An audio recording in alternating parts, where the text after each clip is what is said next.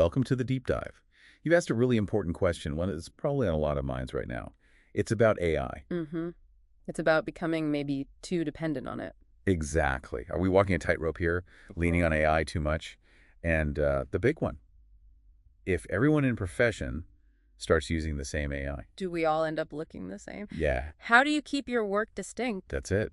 How do we make sure our proposals, our ideas, our work still stands out? Those are definitely the core issues we're digging into today. It's absolutely right to be thinking about that balance, using AI effectively, but keeping your professional edge sharp.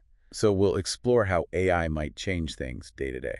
Yeah, the potential downsides, like what are the risks? How do you actually check if what the AI gives you is, accurate, solid? And what skills do we need to keep? What becomes even more critical? Mm-hmm. And, crucially, how do you protect your unique value to clients as AI keeps evolving? We'll be pulling from different perspectives to unpack all of this. Okay, let's dive in. AI. It feels like it's moved so fast, hasn't it? From sci-fi to, well, almost every day in some ways. It really has, and across so many different industries. Yeah. Looking at the sources, the range is kind of staggering. You see it in healthcare, helping doctors read scans. Absolutely. Analyzing complex medical images. Then there's finance, predicting market shifts, manufacturing, optimizing operations. Even farming, right? Fine-tuning planting and harvesting. Definitely. And of course, entertainment, education, suggesting content, personalizing learning paths. It's becoming quite embedded. So the upsides are there. Increased efficiency seems like a big one. Automating routine stuff. For sure. That frees people up. Yeah. And potentially better decision-making because AI can crunch, enormous amounts of data, plus more personalized experiences for customers or clients. Think about maybe faster drug discovery or... Or streamlining complex supply chains in manufacturing. Real, tangible benefits. But, and this loops right back to that listener question. If we all start using these powerful AI tools for, let's say, drafting a tender document or a client proposal, isn't there a real danger that everything starts to sound, well, generic, homogenized? That's a central concern, and it's valid. If everyone taps into the same AI using similar prompts, yes, the outputs could converge. So are we just feeding the machine and getting slight variations back? Well, not necessarily. Because the key differentiator isn't just the AI tool itself, which might become quite common, like, say, a word processor is now. Okay. It's about what you, the professional, bring to that interaction. Think about it like this. Everyone might have access to ChatGPT, right? Right. But the quality, the insight, the value of the output depends massively on the user's input, your experience, your unique perspective, the inspiration you've gathered over years. That's what shapes the result. So it's the input that really counts. What we feed the model based on our own background. Precisely. Your specific domain knowledge, how you frame the problem, the context you provide, the nuances you ask it to consider. The AI can be an amazing assistant. It can understand context, adopt a certain voice, follow intent. But it needs guidance. It needs informed guidance. It's reflecting and amplifying the user's expertise, or lack thereof. You're still the pilot. That makes sense. It's a tool, a very sophisticated one, but we wield it. Or wait, so shifting gears slightly, the listener also asked about typical pitfalls. What are the risks we should be aware of when using AI? There are definitely a few key things to keep in mind. One is bias. AI systems learn from data, and if that data reflects historical biases. Like in hiring, maybe? Yeah. Or loan applications? Exactly. Gender bias, racial bias, age bias. It can creep in and lead to unfair or discriminatory outcomes if we're not careful. The AI just learns the patterns it's shown, biases and all. So we need to be critical of the data behind the AI. And critical of the outputs. Then there's the black box problem sometimes. With certain complex AI models, it's not always clear how they reach a conclusion. Right, the transparency issue. If you can't understand the reasoning, it's hard to fully trust it or be accountable for it. It hinders trust and accountability, yeah. And related to data, there are always privacy and security concerns. These systems often need vast amounts of data, sometimes sensitive data. Protecting that is crucial. Okay, bias, lack of transparency, data security. What else? We also need to think about robustness. Does the AI perform reliably under different conditions? And things like data drift or model drift. What does it mean? Well, data drift is when the input data the AI sees in the real world starts changing over time, becoming different from the data it was trained on. Model drift is when the relationship between the inputs and the thing it's trying to predict changes. Both can make the AI less accurate over time if it's not retrained or monitored. So it's not just a one-time setup. It needs ongoing attention. Definitely. And finally, there's the issue of hallucinations. Hallucinations. Yeah. Like the AI is seeing things. Sort of. It's when the AI generates information that sounds perfectly plausible, maybe even confident, but it's actually incorrect or nonsensical. Made up facts. Wow. Okay, that really underscores the need for human checking, doesn't it? Absolutely. Critical evaluation is non-negotiable. Which leads nicely into another listener worry. Could relying on AI just make us lazy? Could our own skills erode if AI drafts that proposal? Do we forget how to write persuasively ourselves? Yeah, that's a legitimate point to consider. Is it happening? It could happen if we completely outsource fundamental skills, just generate without engaging our own critical faculties, then yes, those skills might weaken over time, like muscle atrophy, Use it or lose it. Pretty much. But the more constructive way to look at it, I think, is seeing AI as a tool to augment human capabilities, not completely replace them. So it handles the first draft? Maybe.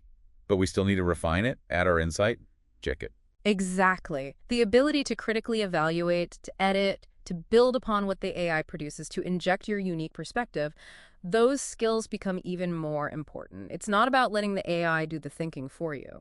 It's about thinking with the AI. That's a great way to put it. And this really highlights the need for what people are calling AI literacy or AI fluency.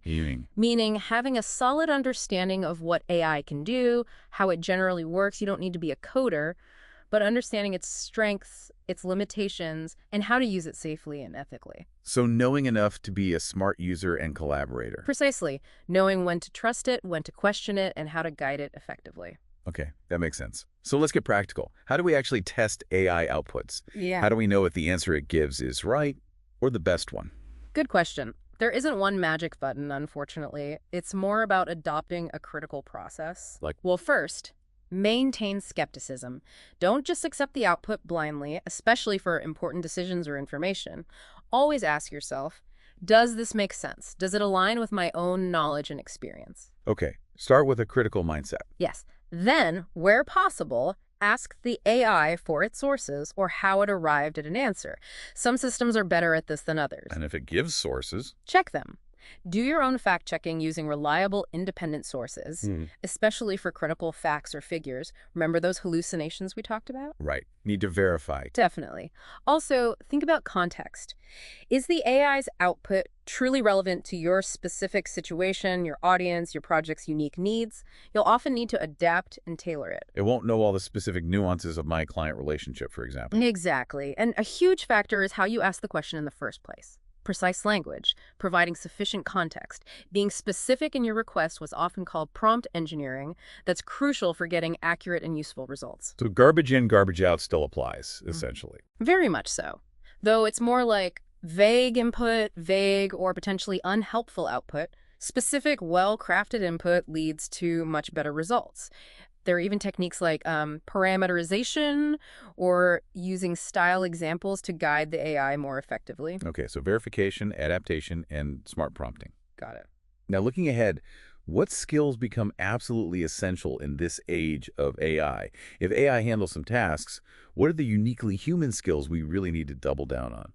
Great question. I think the enduring human skills become even more valuable. Things like critical thinking, the ability to analyze, evaluate, and synthesize information, including AI outputs. Okay, critical thinking is number one. Absolutely. Then creativity, coming up with novel ideas, innovative solutions, thinking outside the box. AI can assist, but genuine human creativity is still paramount. Makes sense. What else? Communication. Being able to articulate ideas clearly, build relationships, understand nuance in human interaction, persuade, collaborate effectively. Emotional intelligence falls in here too. Things AI isn't great at. Not yet, certainly. Ethical judgment is another huge one. Making decisions based on values, understanding the ethical implications of using AI, ensuring fairness. Right. And domain expertise. Knowing your field inside out. Still absolutely critical. Your deep knowledge is what allows you to guide the AI effectively and evaluate its output meaningfully. AI is a tool. Your expertise is the foundation. And we mentioned AI literacy before. Yes, that baseline understanding of AI, what it is, how it works, its limits, is becoming a fundamental skill for almost everyone, just to navigate the landscape and work effectively with AI. And prompt engineering. Is that a distinct skill now? It's definitely emerging as a key skill, yes. The ability to communicate effectively with generative AI to get the outcomes you need. It involves clarity, providing context, iterating, refining your requests. It's a bit of an art and a science. So a mix of timeless human skills and some new AI-specific competencies. Okay, back to that core concern, protecting your unique offering. If AI can do some of the what, how do clients know you are still the best choice? How do we differentiate? I think your unique value lies precisely in that blend. Your specific expertise, your years of experience, your individual perspective, combined with your intelligent use of AI as a tool. It's not just one or the other. So AI enhances my expertise, it doesn't replace it. Ideally, yes. Focus on the things AI can't easily replicate. High-level strategic thinking, building deep trust and rapport with clients, understanding the unstated needs, navigating complex, ambiguous problems that require human intuition and judgment. The more nuanced, relationship-driven, strategic parts of the job. Exactly. Use AI to handle some of the more routine, time-consuming tasks, maybe data gathering, initial drafting, summarizing information, that frees you up to focus your energy on those high-value activities that truly differentiate you and deliver exceptional results for your clients. So it's about strategically using AI to amplify your unique human strengths. That's the goal. Leverage it to become even more effective at what you already do best. Okay, last big question then. This field is moving incredibly fast. How on earth do we stay abreast of AI developments without spending all day reading tech news? Yeah, it can feel overwhelming, can't it? The key is probably continuous, but focused, learning. You don't need to know everything, but staying curious is vital. So where should we look? Follow reputable sources in your specific industry that cover AI applications relevant to you. Read industry publications, maybe identify a few trusted thought leaders or researchers online. Find the signal in the noise. Exactly. There are also lots of good online courses now, some are even free, that can give you a foundational understanding or update you on specific areas. Joining professional communities, online or offline, where these topics are discussed can also be really helpful. So you don't need to become an AI expert overnight. Not at all. Just aim for that foundational AI literacy we talked about and stay generally informed about the trends and tools that are most likely to impact your work. A little bit of ongoing learning goes a long way.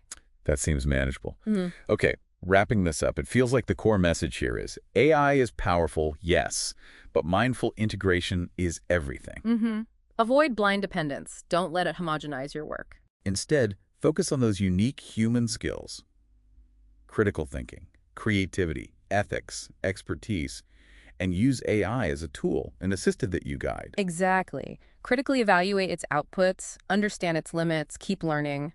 It's about collaboration, like we said, not abdication of your professional judgment. Think of it as your incredibly capable but needs supervision junior partner. That's not a bad analogy. So here's a final thought for you to consider. How will you, specifically, blend your unique human insight and experience with the power of AI? How will you forge a path that's not just effective, but genuinely differentiated and impactful in your field? Keep exploring, keep experimenting, but always, always stay critical. Thanks for diving deep with us.